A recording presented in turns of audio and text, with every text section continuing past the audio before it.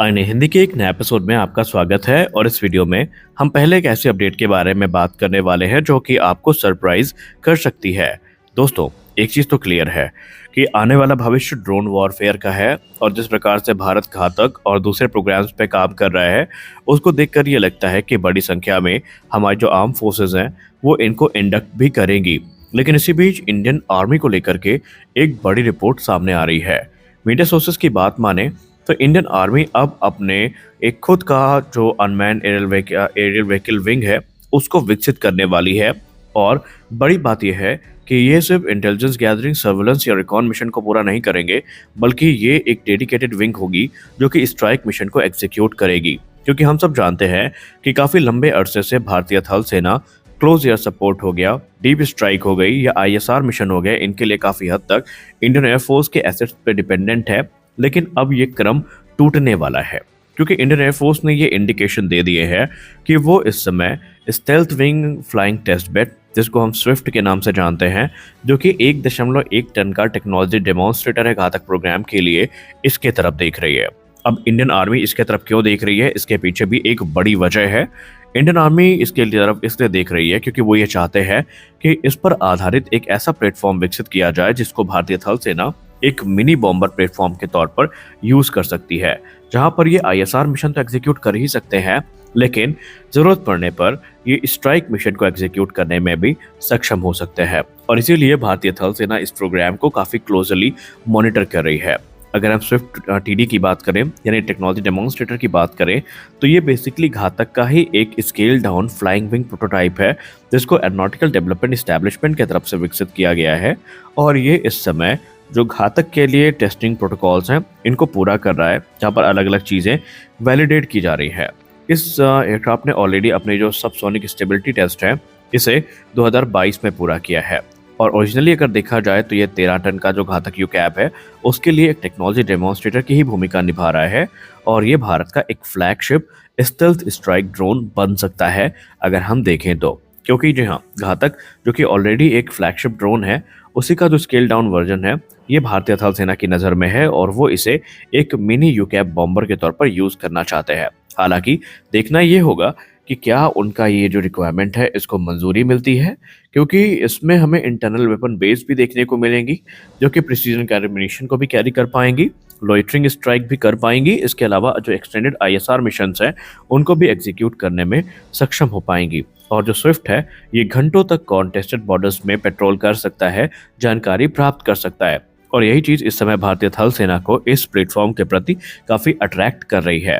Indian army का जो enthusiasm है ये आज अकेले अचानक से नहीं आया है, बल्कि वो लगातार ड्रोन वॉरफेयर पर अध्ययन कर रहे हैं और उसी के आधार पर उन्होंने ये निर्णय लिया है। अब देखना यह है कि उनका ये निर्णय क्या प्रैक्टिकली पॉसिबल हो पाएगा, क्योंकि कुछ रिपोर्ट तो ये भी कहती हैं कि स्विफ्ट को थोड़ा और बड़ा करके तकरीबन 4 टन का एक सुपरसोनिक वेरिएंट भी विकसित करने की बात चल रही है, जो कि तकरीबन आप मान के चलिए कि 4 टन का अगर ये हो जाता है तो फिर जाहिर सी बात है इसकी वेपन कैरिंग कैपेसिटी जो है वो काफ़ी ज़्यादा बढ़ जाएगी। हालांकि आपको बता दें कि अभी ये चीज़ें अंडर कंसिडरेशन है, इस पर कोई प्रैक्टिकल निर्णय अभी तक नहीं आया है और देखना यह है कि क्या ये चीज़ें प्रैक्टिकली पॉसिबल हो पाएंगी या नहीं। क्योंकि इंडियन आर्मी भले ही देख रही है लेकिन इंडियन आर्मी एक प्लेटफॉर्म की तरफ नहीं देख रही बल्कि मल्टीपल प्लेटफॉर्म्स की तरफ देख रही है। और जो प्रोग्राम ज़्यादा फिजिबल होगा, आप सब जानते हैं कि बजटरी कंस्ट्रेंट हमेशा हमारे सामने एक राक्षस के तौर पर खड़े रहते हैं, तो भारतीय थल सेना इन चैलेंजेस से कैसे निकलेगी इसको देखना अब काफ़ी इंटरेस्टिंग होता जा। हमारी अगली बड़ी अपडेट आ रही है नज्म एमआर को लेकर के। आप सबको पता ही है कि naval antiship missile medium range, जिसको हम नज्म एमआर के नाम से जानते हैं, ये इंडियन नेवी की मोस्ट अवेटेड या लॉन्ग अवेटेड एंटीशिप मिसाइल है जो कि इस समय डेवलपमेंट को पूरा कर रही है या पूरा कर चुकी है। और अब इस पे एक बड़ी रिपोर्ट सामने आ रही है। अभी तक वो मिसाइल जिसको एक प्योर एंटीशिप मिसाइल के तौर पर देखा जा रहा था या प्योर शिप किलर मिसाइल के तौर पर देखा जा रहा था, अब ये मल्टी रोल फैमिली में एंटर करने की तैयारी कर रही है। इसके पीछे की वजह है भारतीय वायुसेना। जी हाँ, मीडिया संस्थान आईडीआरडब्ल्यू की रिपोर्ट की बात माने तो इंडियन एयरफोर्स ने फॉर्मली एक जो अपनी इच्छा है उसको व्यक्त किया है, जहां पर वो नज्म एमआर प्रोग्राम में ज्वाइन करने के लिए इच्छुक हैं और वो अब इसके डेवलपमेंट में भी अपना सहयोग देने के लिए तैयार है। भारतीय वायुसेना ये चाहती है कि नज्म एमआर का जो एयर टू सरफेस वेरिएंट है ये भी विकसित किया जाए, जो कि मुख्यतः लैंड अटैक मिशन के लिए ऑप्टिमाइज हो। और ये भारतीय वायुसेना को एक नया सबसोनिक डेरिवेटिव देगा, जो कि सी स्ट्राइक तो करने में सक्षम होगा ही होगा, इसके अलावा जो ग्राउंड टारगेट्स हैं उनको भी न्यूट्रलाइज करने में सक्षम होगा, क्योंकि ये मिसाइल एक सबसोनिक मिसाइल है जो कि सी स्किमिंग या टेरेन फॉलोइंग कैपेबिलिटी रखती है। और इसके पास ये रेंज जो है वो 350 किलोमीटर की है, यानी 350 किलोमीटर की जो स्टैंड ऑफ रेंज है वो इसको एक सिक्योर डिस्टेंस से ऑपरेट करने में भी मदद करेगी। और सबसे खास बात है इसका वजन और इसका प्राइस। देखिए, अगर हम प्राइस की बात करें तो निसंदेह ये स्कैल्प ईजी जैसी जो हैवी वेट मिसाइल है या ब्रह्मोस ए जैसी जो मिसाइल है उनकी तुलना में काफ़ी सस्ती होने वाली है।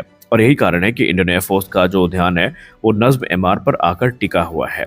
अभी इस प्रोग्राम को एरोनॉटिकल डेवलपमेंट इस्टेब्लिशमेंट यानी एडीई के तरफ से आगे बढ़ाया जा रहा है, और ये मुख्यतः अभी भारतीय नौसेना पर ही आधारित है पूरी तरीके से।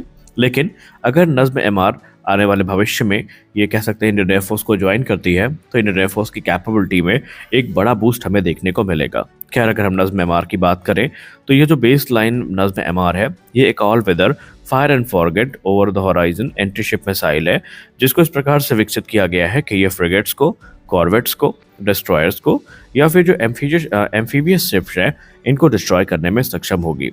हालांकि यहाँ पर सबसे खास चीज़ तो ये है कि इसमें जो आने वाले भविष्य में मॉडिफिकेशंस हैं वो करके इसका एयर लॉन्च वेरिएंट तैयार किया जा सकता है।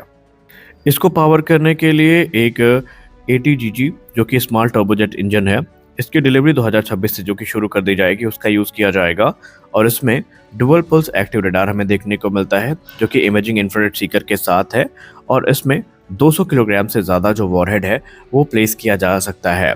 और ऑलरेडी इसे MiG-29 के राफेल M और इवेंचुअली LCA नेवी मार्क 2 जो है उसके लिए क्लियर किया गया है, यानी कि ऑलरेडी 3 प्लेटफॉर्म जो हैं इसके लिए क्लियर किए जा चुके हैं।